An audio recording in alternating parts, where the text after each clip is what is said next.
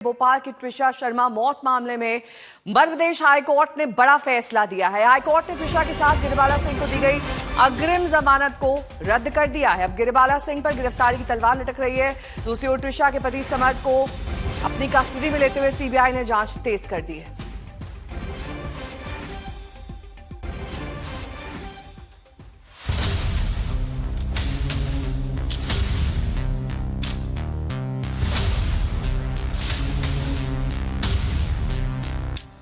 पूर्व जज गिरिबाला सिंह को झटका। रात करीब 1 बजे आया फैसला, गिरिबाला की अग्रिम जमानत खारिज। गिरिबाला पर लटकी गिरफ्तारी की तलवार। त्रिशा मौत मिस्ट्री में आज की ये सबसे बड़ी खबर है। मध्य प्रदेश हाईकोर्ट ने त्रिशा की सास पूर्व जज गिरिबाला सिंह को मिली अग्रिम जमानत खारिज कर दी। मध्य प्रदेश हाईकोर्ट ने अपने फैसले में कहा कि व्हाट्सएप चैट को देखते हुए ये नहीं कहा जा सकता कि आरोप सिर्फ समर्थ के खिलाफ हैं। हाईकोर्ट ने कहा कि ये स्वीकारा गया तथ्य है कि त्रिशा ने अपना गर्भपात कराया था। कोर्ट के मुताबिक बयानों से साफ हुआ है कि गिरिबाला सिंह और उनका बेटा समर्थ त्रिशा को परेशान कर रहे थे और उस पर गर्भपात कराने का दबाव भी बना रहे थे। हाईकोर्ट के मुताबिक सभी बयानों ने गिरिबाला और उसके बेटे समर्थ के खिलाफ स्पष्ट आरोप लगाए, लेकिन ट्रायल कोर्ट ने इन सभी तथ्यों पर विचार ही नहीं किया। गिरिबाला की अग्रिम जमानत रद्द होने के बाद अब अटकलें तेज हैं कि क्या समर्थ की तरह गिरिबाला की भी गिरफ्तारी होगी। कल सीबीआई ने समर्थ की कस्टडी ले ली। एमपी पुलिस को 7 दिन के लिए समर्थ की कस्टडी मिली थी। समर्थ सिंह को लेकर के सीबीआई रवाना हो रही है घर से। आप सामने तस्वीरों में देखिए, समर्थ को सीबीआई की गाड़ी में बैठाया जा रहा है। आज से आधिकारिक रूप से सीबीआई ने कस्टडी ले ली है समर्थ की, और इन तस्वीरों में आप देख सकते हैं सीबीआई अब समर्थ को अपने साथ लेकर के रवाना हो रही है।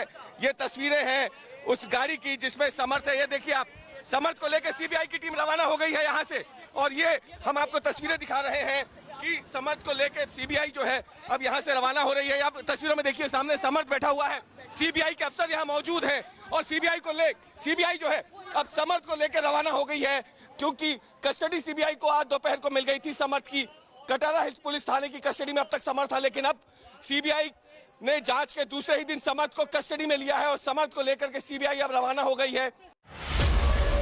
त्रिशा मौत मिस्ट्री की जांच में सीबीआई लगातार एक्शन में है।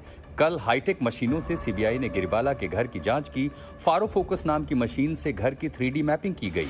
इस high speed 3D laser scanner machine से घर और उसके आसपास का डिजिटल नक्शा तैयार किया गया। घर के अंदर और क्राइम सीन पर भी सीबीआई ने वारदात का रिक्रिएशन किया। सीबीआई के फोटोग्राफरों ने पूरे घर की फोटो और वीडियोग्राफी शुरू की।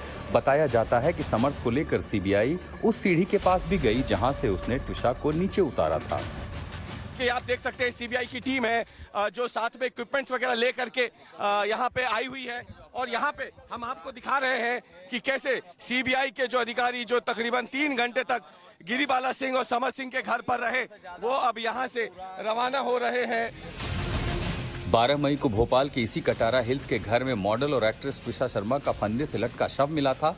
ससुराल वाले इसे खुदकुशी बता रहे, जबकि मायके वाले दहेज हत्या का आरोप लगा रहे हैं। रवीश पाल सिंह, भोपाल, आज तक।